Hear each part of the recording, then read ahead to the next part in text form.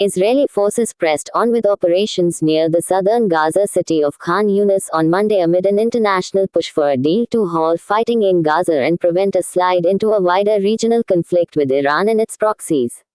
Palestinian medics said Israeli military strikes on Khan Yunis on Monday killed at least 18 people and wounded several. Meanwhile, more families and displaced persons streamed out of areas threatened by new evacuation orders telling people to clear the area. Later, an Israeli airstrike killed 5 people in the Zaytoun suburb of Gaza City, and 2 others were killed in Rafah, near the border with Egypt, medics said. As fighting continued, Hamas reacted skeptically to the latest round of Egyptian and Qatari brokered talks due on Thursday, saying it had seen no sign of movement from the Israeli side. The group said on Sunday that mediators must force Israel to accept a ceasefire proposal based on ideas from U.S. President Joe Biden, which Hamas had accepted, instead of pursuing further rounds of negotiations on new proposals that would provide cover for the occupation's aggression. 2 sources close to Hamas told Reuters the group was convinced the new call for talks was coordinated beforehand with Israel to deter responses from Iran and Hezbollah to the assassination of the group's chief, Ismail Haniyeh, in Tehran and a top Hezbollah leader in Lebanon. It is a mild rejection, you can say. Should Hamas receive a workable plan, an Israeli positive response to the proposal it had accepted, things may change, but so far Hamas' net reaction to the talks came as preparations for a larger-scale confrontation grew, with Washington ordering a guided missile submarine to the Middle East and the Abraham Lincoln Strike Group accelerating its deployment to the region.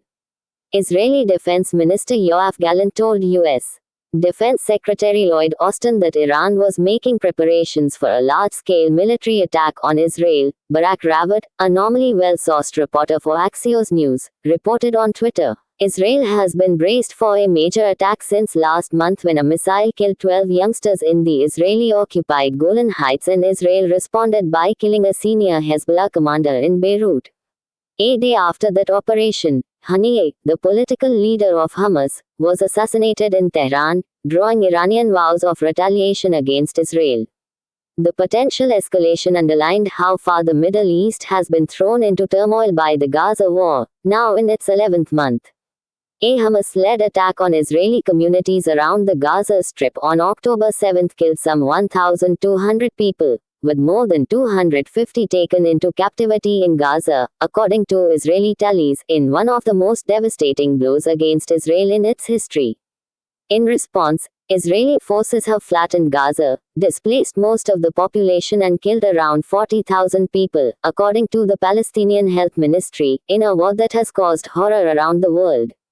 On Saturday, scores of people were killed in Israeli strikes on a school building in Gaza City that the military said targeted fighters from the armed wings of Hamas and Islamic Jihad. The Israeli military on Monday released an updated document, opens new tab with names and other details of 31 fighters it said were killed in Saturday's strike. Hamas and the Islamic Jihad denied any of their fighters were present at the school. Gaza health officials say most of the conflict's fatalities have been civilians, but Israel says at least a third were fighters. Israel says it has lost 330 soldiers in Gaza.